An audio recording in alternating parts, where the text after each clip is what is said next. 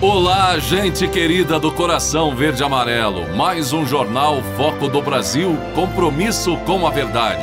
Sou Cleiton Basso, contando mais uma vez com o seu comentário, sua opinião.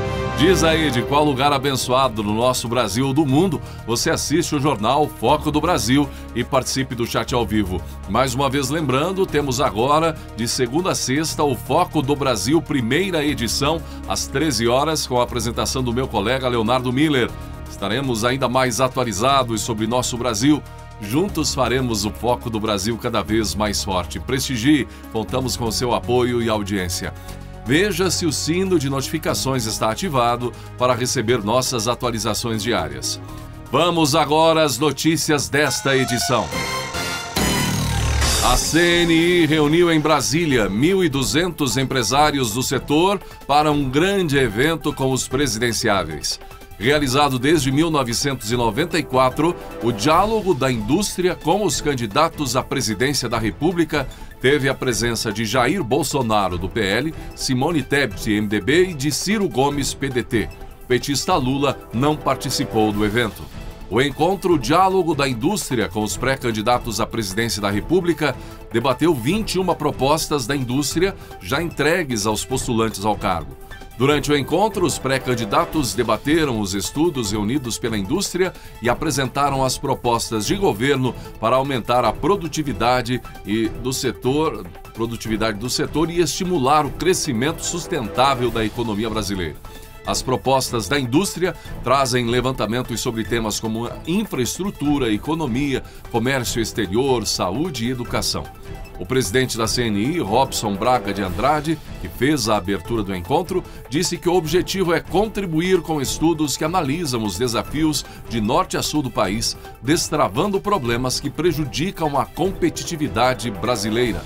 As propostas foram construídas em parceria com as 27 federações estaduais de indústria e mais de 70 associações setoriais para o desenvolvimento do Brasil. O esforço é destravar os investimentos para melhorar a vida de quem produz, cria empregos, gera impostos e assim melhorar a vida de quem vive no Brasil. Esse trabalho foi feito por muitas mãos, muita inteligência e muita pesquisa, afirmou Andrade.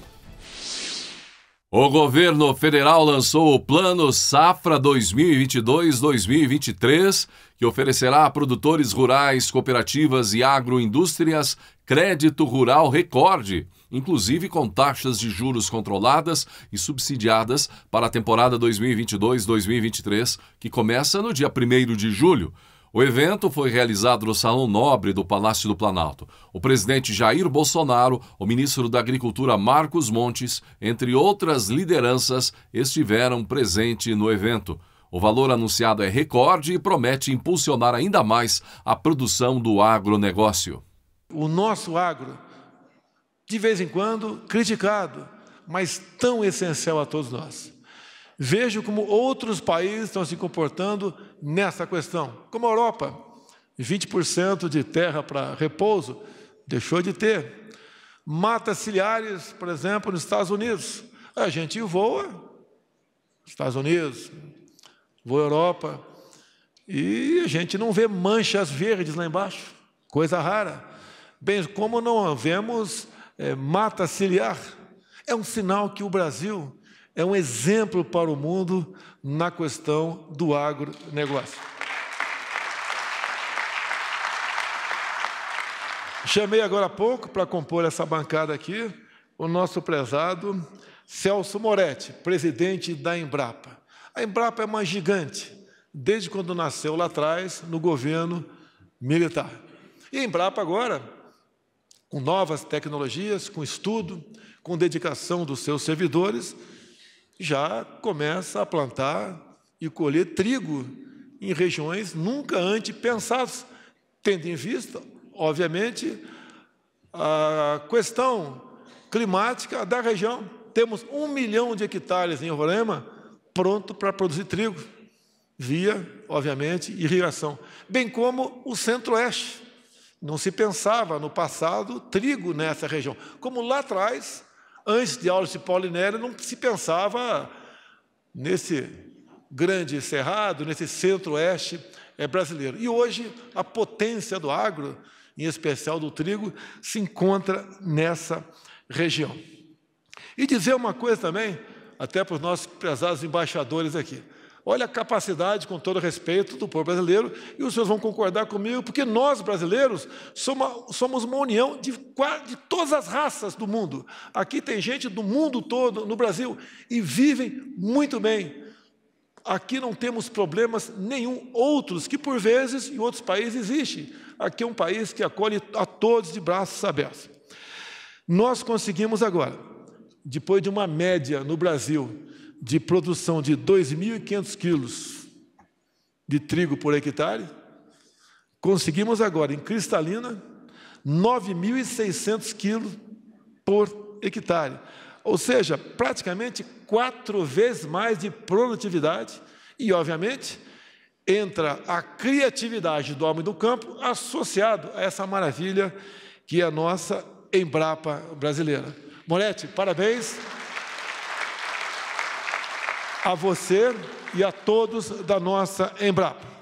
Dizer a vocês que ainda somos importadores de trigo, mas estamos tendo um incremento de mais de 1 milhão de toneladas no último ano. E em 5 anos seremos autossuficientes em trigo. E em 10 anos, certamente estaremos exportando o equivalente ao que nós consumimos. Olha a importância do Brasil para o mundo. A quarta-feira foi movimentada, teve muitas especulações, notícias sobre Pedro Guimarães, presidente da Caixa Econômica Federal, e questões relacionadas a acusações de supostos assédios, não é? Guimarães compareceu na manhã desta quarta-feira, dia 29, em um evento da Caixa. No entanto, ele compareceu com sua mulher, a Manuela Guimarães, e afirmou que tem uma vida pautada pela ética. Mas por conta de evitar especulações e ataques contra o governo, saiu então a notícia do seu possível desligamento, né, pela manhã ainda a notícia, depois circulando outras informações sobre isso, né, do cargo. Surgindo então o nome de Daniela Marques, atual secretária especial de Produtividade e Competitividade, para substituí-lo. O presidente Jair Bolsonaro comemorou os números positivos divulgados pelo Cadastro Geral de Empregados e Desempregados, o CAGED. Como vimos, números positivos importantes. O Brasil alcançou 277.018 novos postos de trabalho com registro em carteira no mês de maio. E o presidente comentou: chegamos a mais um mês com alta de empregos, mais 277 mil novos postos de trabalho em maio. Já são mais de 4,2 milhões gerados desde o auge da pandemia. Com isso, o Brasil atinge a menor taxa de desemprego em 7 anos, ficando abaixo de 2 dígitos pela primeira vez desde que o PT quebrou o país. Esses resultados estão sendo alcançados apesar de todo o empenho da esquerda e de parte da imprensa em gerar caos no Brasil através do fica em casa, que a economia a gente vê depois, que só foi eficiente para tirar do povo o direito de trabalhar e levar comida para a mesa de suas casas. Se fosse pela saúde, não estariam na praia, no futebol ou passeando em Miami, enquanto obrigavam você a ficar em casa, nem comprando 45 milhões de reais em respiradores que nunca foram entregues, nem pagando folha com recursos enviados para combater a pandemia. Sempre foi pelo poder, escreveu o presidente Bolsonaro em suas redes sociais. E esses números aí positivos, geração de empregos, enfim, o Brasil conseguindo superar o grande trauma, o estrago que a corrupção fez no passado, que a própria pandemia fez, isso coloca, evidentemente, a torcida do contra em desespero, não é? São números que eles não acreditavam que seriam possíveis, mas estão aí. Estatais com lucro, recorde, não é? Número de empregos... Aí vimos agora o CAGED. Questões envolvendo problemas do governo, eles estão trabalhando, anunciando isso, enfim, aquilo, pegando cada detalhe para poder transformar isso, um copo de água aí, fazer uma tempestade, não é? Em copo d'água. E certamente será ainda mais intenso daqui por diante. Não é de se estranhar, você abre um portal aí dos que costumam bater no governo, é de cabo a rabo uma notícia negativa atrás da outra, sem destaque algum, não é? Para qualquer notícia positiva como essa do CAGED. Então, é a campanha eleitoral que já começou faz tempo e cada número positivo favorável ao Brasil é um desespero para quem torce contra. 23 de julho de 2022 foi a data que o presidente Jair Bolsonaro, do PL, escolheu para o lançamento oficial de sua candidatura à reeleição para o Palácio do Planalto, segundo informações que circularam aí nessa semana. A data teria sido fechada pelo Partido Liberal e o presidente, então, estará fazendo com Braga Neto, não é, como ele comentou nos últimos dias, o lançamento de sua chapa à presidência em 2022, nas eleições deste ano. E vai ocorrer no sábado, dia 23 de julho, em Brasília. Se a data for realmente confirmada, além de uma festa em um centro de convenções da capital, o presidente Jair Bolsonaro deve realizar um grande passeio de moto, uma motociata, pelas avenidas de Brasília. Depois de ser aprovado pelo plenário do Senado no início do mês, o projeto de lei do governo federal que trata da regulamentação da profissão de educação física, projeto 2486/2021, foi sancionado pelo presidente Jair Bolsonaro. O ministro da Cidadania, Ronaldo Bento, o ministro da Economia, Paulo Guedes, o secretário especial do Esporte do Ministério da Cidadania, Marcelo Magalhães, os senadores Romário e Rose de Freitas e o deputado federal Evandro Roman participaram da solenidade realizada no Palácio do Planalto. A nova legislação altera a Lei 9.696 de 1998, que regulou a profissão de educação física e criou os Conselhos Federal e Regionais de Educação Física. O presidente Bolsonaro disse: "Eu também sou professor de educação física e sei o quanto é importante garantir as condições para o ensino e a prática de esportes", afirmou o presidente. "Parabéns a todos os envolvidos pela regulamentação da profissão de educação física. Ganha o Brasil, ganhamos todos nós", completou Bolsonaro. Segundo o secretário especial do Esporte, o Marcelo Magalhães, o texto é estratégico para reforçar a inversão da pirâmide esportiva e valorizar o esporte de base, apostas da atual gestão do governo federal. Esse texto tem potencial de ser um divisor de águas, pois tudo começa pelo profissional de educação física. Alexandre Garcia detona a CPI, gente. Essa CPI aí que estão tentando criar, envolvendo questões do Ministério da Educação. O veterano jornalista Alexandre Garcia diz o seguinte: "Senadores preferem CPI para aparecer em vez de CPI para levar a sério. No Senado, mais um movimento para fazer uma CPI eleitoreira. Conseguiram fazer aquela da Covid, a CPI do circo, que por ordem da corte passou na frente de todas as CPIs que estavam prontas para ser instaladas. Abriram a CPI da Covid e quem ficou para trás? O primeiro lugar da fila, a CPI das ONGs da Amazônia, que está pronta para começar desde o fim de agosto de 2019. Há uma pressão muito grande", diz o senador Plínio Valério, inclusive de uma grande rede de televisão e de muita gente que não tem interesse em mostrar o que está acontecendo, segundo ele, com 100 mil ONGs que recebem estrangeiros. A ex-ministra Damares me disse ontem que há etnias isoladas que têm proprietário. A ONG estrangeira como proprietária, que é proprietária, usa essa etnia para mostrá-la como se fosse um zoológico humano e fatura milhões com documentários na Europa, mostrando como vivem os índios brasileiros. É esse o horror que a gente precisa mostrar numa CPI, mas tem gente querendo esconder. O senador Plínio Valério me disse, e eu coloquei isso no meu artigo, que sai nos jornais de hoje, que em Coari uma ONG comprou um território equivalente a 1/10 do território da Holanda. No subsolo tem gás e petróleo. Que coincidência! A maior parte dos territórios indígenas, me disse ele, também, me disse a ex-ministra Damares, foi coisa de gente estrangeira. Uma antropóloga belga botava 1, 2, 3 índios por lá, plantava índios, em geral, em área de fronteira, e dizia que tinha de ser território indígena. Tudo isso sob a expectativa de um julgamento da corte sobre o tal marco temporal, que é simplesmente o julgamento de gramática, porque na Constituição diz que terras indígenas são as terras que ocupam e não que vierem a ocupar, nem as que ocuparam. Diz ocupam. Isso é presente do indicativo de 5 de outubro de 1988. Simples, uma questão de gramática que está no Supremo, criticou Alexandre Garcia. Os consumidores de energia elétrica terão aumentos menores nas contas de luz. O presidente Jair Bolsonaro sancionou sem vetos a Lei 14.385, publicada no Diário Oficial da União.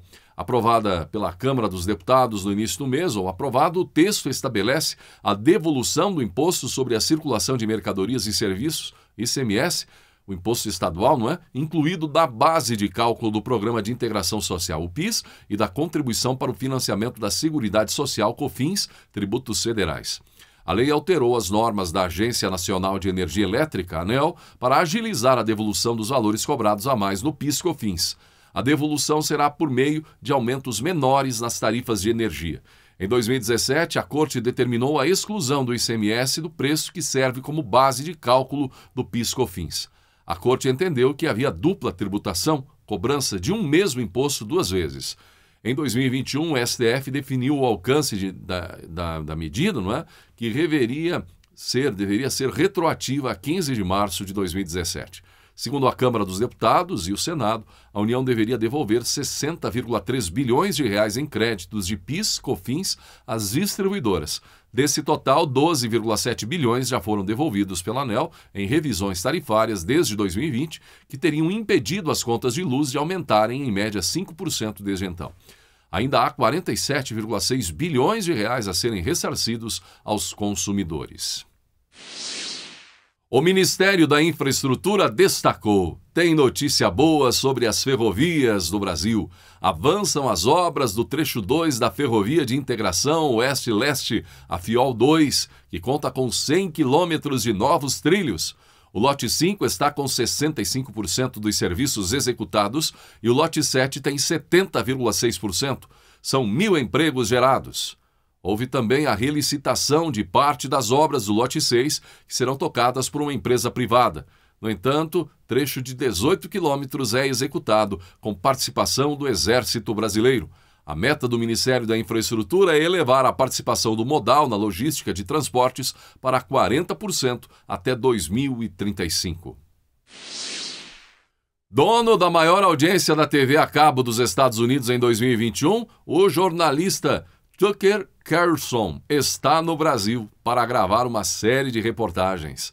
No Rio de Janeiro, a estrela da Fox News entrevistou Felipe Martins, atual assessor especial para assuntos internacionais da Presidência da República. Na introdução da entrevista, Carlson argumenta que os Estados Unidos precisam prestar atenção na política brasileira, principalmente em relação às eleições deste ano. O jornalista da Fox News ressalta que o Brasil é o último país simpático aos Estados Unidos na região, depois de vitórias recentes da esquerda sul-americana. Carlson diz que, neste momento, a eleição de Jair Bolsonaro no Brasil é mais importante para o futuro a curto prazo dos Estados Unidos do que a guerra entre Ucrânia e Rússia. Enquanto os Estados Unidos, sob a administração de Biden, se concentram num conflito na Europa Oriental que é materialmente irrelevante aos nossos interesses, a América Latina está se despedaçando, pelo menos pela perspectiva de um norte-americano, disse Carlson.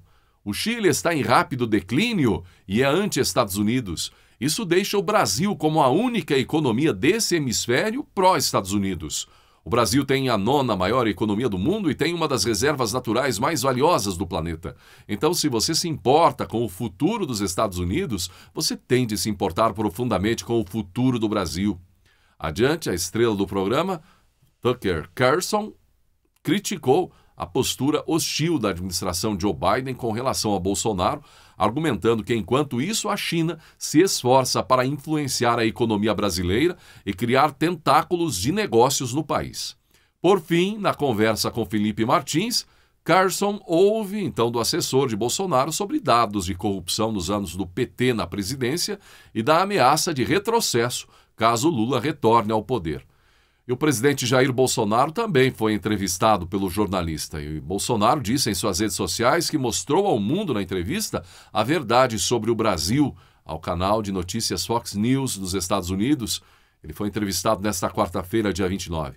Mostramos ao mundo a verdade sobre o Brasil, sobre o nosso governo, e tenho certeza que, mais uma vez, a verdade irá nos libertar, escreveu Bolsonaro. Recebi hoje no Palácio da Alvorada o jornalista americano o Tucker Carlson, apresentador do programa jornalístico de maior audiência dos Estados Unidos. Mostramos ao mundo a verdade sobre o Brasil, sobre o nosso governo, e tenho certeza que mais uma vez a verdade irá nos libertar. O presidente foi entrevistado no Palácio da Alvorada pelo jornalista, então, e apresentador da Fox News. Ele também conversou com apoiadores, inclusive contando por ali, na região do Palácio do Planalto, da Alvorada, enfim, com a presença do jornalista em público, publicamente. O Brasil registrou em 2021 o menor patamar de mortes violentas em 11 anos, segundo o levantamento do Anuário Brasileiro de Segurança Pública. O estudo divulgado informa que o país teve queda de 6% nos crimes dessa categoria em comparação com 2020. Em números absolutos, foram 47,5 mil mortes no ano passado, contra 50,4 mil em 2020. Realizado desde 2007, o levantamento estatístico se baseia em dados oficiais disponibilizados por governos e departamentos de segurança pública. Apesar da queda, o Brasil ainda segue como líder em mortes violentas no mundo, com cerca de 20% dos crimes dessa categoria registrados em 2021. Na sequência, aparecem Índia, depois o México, não é? O vigor do agronegócio brasileiro gera frutos no Nordeste. A região registrou recorde de faturamento com as exportações do setor no acumulado em maio. Na soma dos 5 primeiros meses do ano, o montante se aproximou de 5 bilhões de reais. Bahia, Maranhão e Piauí lideram os embarques na região. Juntos, os envios dos 3 estados somaram quase 4 bilhões de dólares. Os baianos ficaram na primeira posição com pouco mais de 2 bilhões de dólares. No segundo lugar, os maranhenses, acima de 1 bilhão. Os piauienses, que ficaram na terceira posição, faturaram praticamente 500 milhões de dólares. O agronegócio do Nordeste teve o complexo da soja como carro-chefe das exportações, de acordo com os dados do Ministério da Agricultura. A receita com as vendas do grão, bem como subprodutos dessa cultura e outros países, renderam mais de 2 bilhões de dólares para a região. Além disso, também se destacaram 710 milhões de dólares com produtos florestais como celulose, madeira, papel e borracha. Bem, gente, o Nordeste é simplesmente uma das regiões que tem um dos futuros mais fantásticos no Brasil em toda a história. Logo adiante veremos isso nessa questão da produção. O Brasil está avançando em tecnologia. O agronegócio sabe que o Nordeste tem muita terra ainda a ser aproveitada, transformada, a ser colocada como produtiva. E certamente o que aconteceu no Centro-Oeste, em estados que hoje são campeões, Goiás, campeões na área da produtividade, sobretudo de soja, o Nordeste vai avançar muito em fruta, a própria produção de grãos. E olha, o Brasil, não há dúvida alguma, tem uma potencialidade gigante à frente. Basta um pouquinho aí de união para que esse país seja transformado em um curto espaço de tempo. Tudo aqui a gente tem. É um país, de fato, abençoado por Deus, mas que, infelizmente, foi já destruído pela corrupção, pela incompetência, não é? Em um passado de muitas e muitas décadas. Muito bem, assim chegamos ao final de mais uma edição do Jornal Foco do Brasil. Não esqueça da importância de ter você curtindo, compartilhando, se tornando membro do nosso canal. Vocês que tornam o Foco do Brasil uma realidade e queremos seguir todos os dias na sua companhia.